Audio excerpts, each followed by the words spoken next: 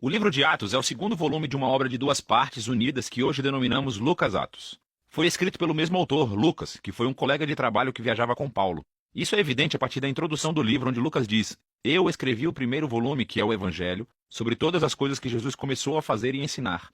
Agora, Lucas fornece aqui uma pista sobre o que será esse livro de Atos. O primeiro volume foi sobre o que Jesus começou a fazer e ensinar. O segundo volume será sobre o que Jesus continuou a fazer e ensinar, o que leva a um ponto muito interessante sobre o nome tradicional, mas não original do livro, os Atos dos Apóstolos. Enquanto diferentes apóstolos aparecem na maioria dessas histórias, a única personagem que unifica toda a história do início ao fim é o próprio Jesus, agindo diretamente ou por meio do Espírito. E assim, o livro teria sido mais preciso se tivesse sido nomeado Os Atos de Jesus e do Espírito Santo. A introdução do livro relata como Jesus, ressuscitado, passa 40 dias com os discípulos ensinando-lhes sobre o reino de Deus. E isso se conecta à história do Evangelho de Lucas, em que Jesus declarou que ele restauraria o reino de Deus sobre o mundo, começando com Israel.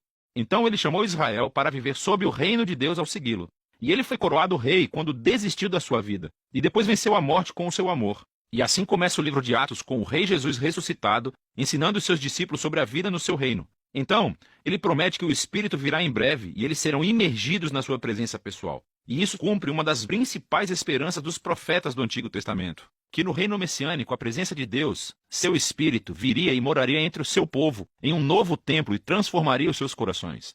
E então Jesus diz, quando isso acontecer, o Espírito capacitará seus discípulos a serem minhas testemunhas em Jerusalém, Judéia e Samaria, até os confins da terra. A partir daqui, Jesus é levado por uma nuvem, uma imagem extraída do livro de Daniel, capítulo 7. Mostra como Jesus está sendo coroado como o Filho do Homem que foi inocentado após seu sofrimento e agora compartilha do governo de Deus sobre o mundo. E ele promete que um dia ele voltará. Os principais temas e o modelo do livro de Atos fluem diretamente a partir desse capítulo de abertura.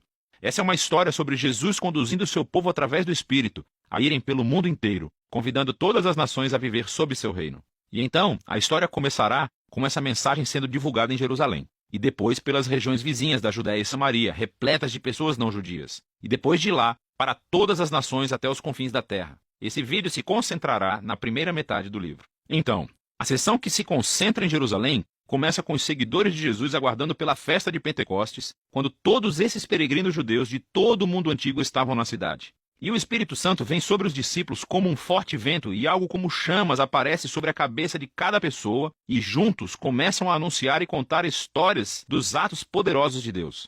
E eles começam a falar nessas línguas que não conheciam antes, mas todos os que estavam reunidos conseguiam entender tudo perfeitamente. Para compreender o que Lucas enfatiza na história, é crucial entender as origens dessas imagens do Antigo Testamento.